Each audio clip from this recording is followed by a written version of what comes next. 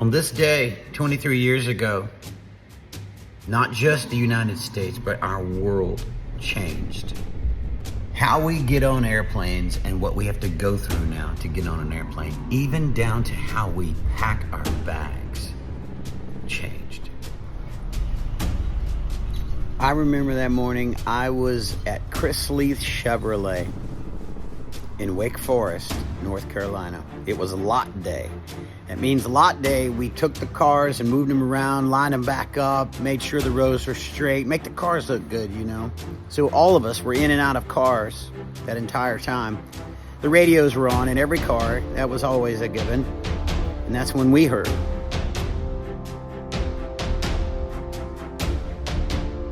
We kind of stopped doing lot day and went inside to the break room where we had a little television on top of the refrigerator there. And basically from that point on, we were glued to that television. So we watched in live real-time footage of the second plane striking the second tower.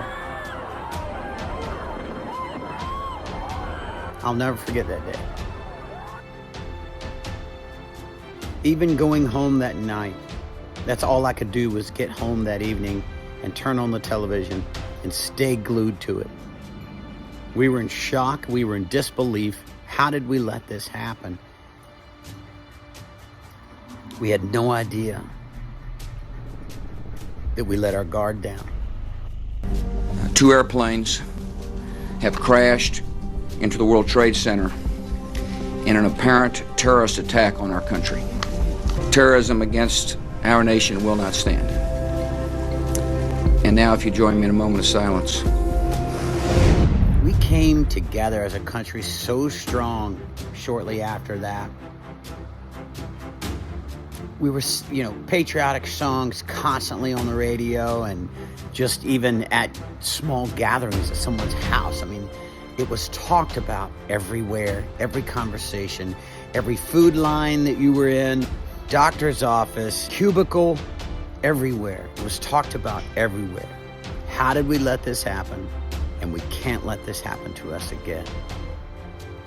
Our country was united for a short time. You know what else is interesting about that time period when that happens? That churches started filling up all over America. People turn to God when they're in crisis, not when things are going gravy smooth. Our country joined together in an amazing way for what I call a short time right after that. And then we went back to our normal everyday lives. It took some time because we took a big hit, but we vowed as a people, we the people, to never let that happen again to us. And I think we've left the barn door open. I think we have allowed people to come in and that we are on our way, on a path to another destructive attack. This attack on us happened because we allowed people to just come to this country and go to our flight schools and learn how to fly planes. They took advantage of our weakness and used it against us that day.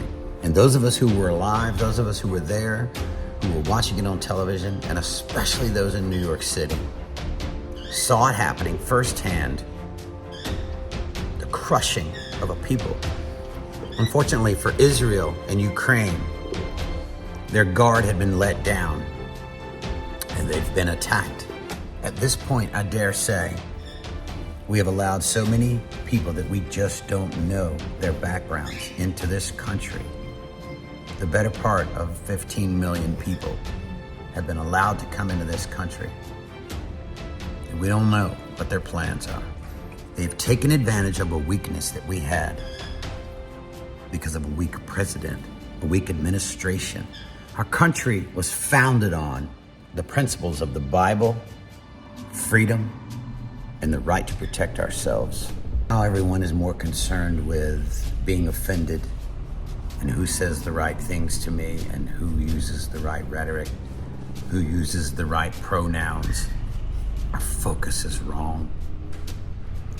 Bottom line is we have removed our core values of this country, and we are allowing this country to slip away. We cannot let what happened 23 years ago happen again.